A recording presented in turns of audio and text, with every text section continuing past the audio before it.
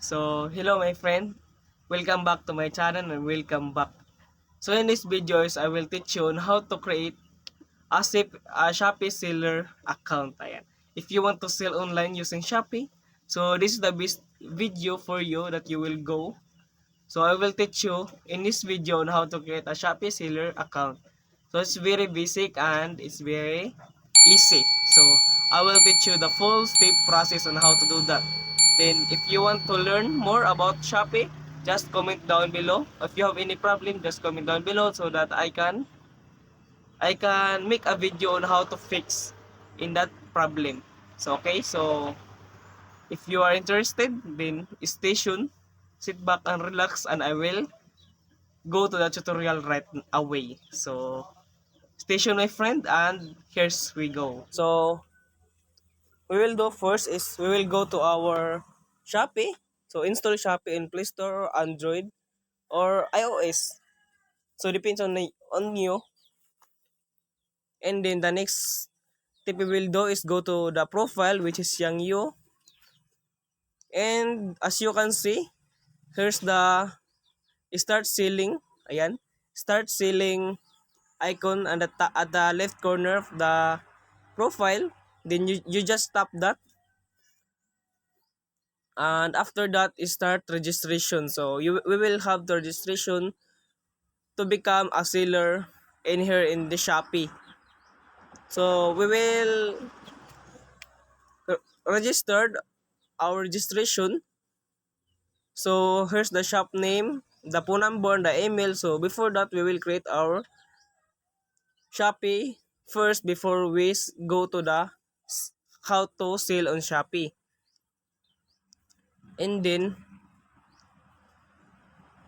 so here's the information. So just tap the OK button and tap the proceed. So we will tap the allow the location permission location. Then I don't think if what happened to my Shopee here when I'm start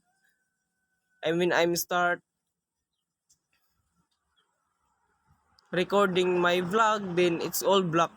But it's okay. So you can do it in yourself. So just follow the procedure on what Shopee want on your information. So tap next. So but first we will set our pickup address. So the pickup address is we will set up that later. So make sure that the full details are provided below. Especially the red asterisk button or red asterisk in the upper corner of the information. Then tap submit if okay. Then here's the second step. Then submit the informations below, which is our TIN ID or our tax identification number, and also our ID and BIR permit that occupied that we can register to the BIR using seller and online selling in Shopee or whatever platform that we sell. Okay, so fill up all the information, especially the asterisk that you have asterisk, so it's all required. To submit swarm declaration, if you have swarm declaration, so if you can tap yes. If no, you can tap no.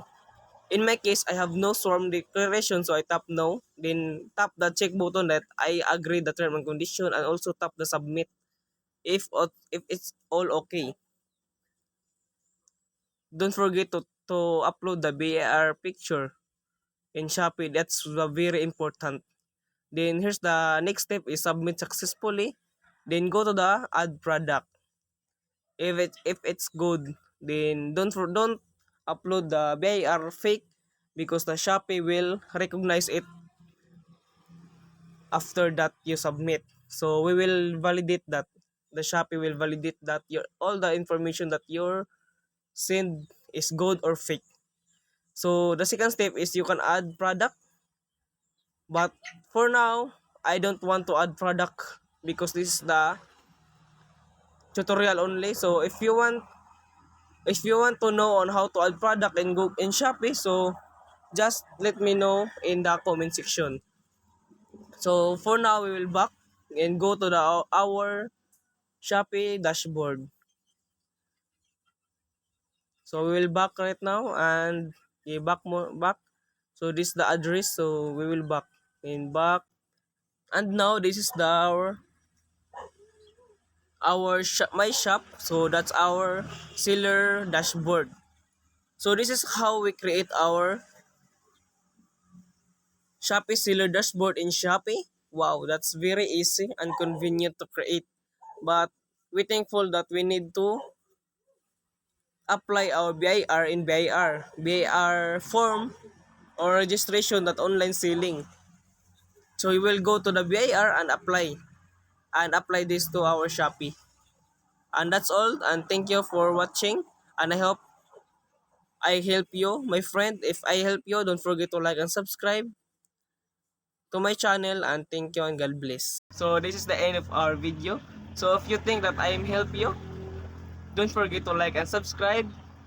That let me know that I help you. So thank you for watching, my friend, and I hope I help you with this kind of video tutorial. So thank you for watching, and see you soon to my next video, and God bless.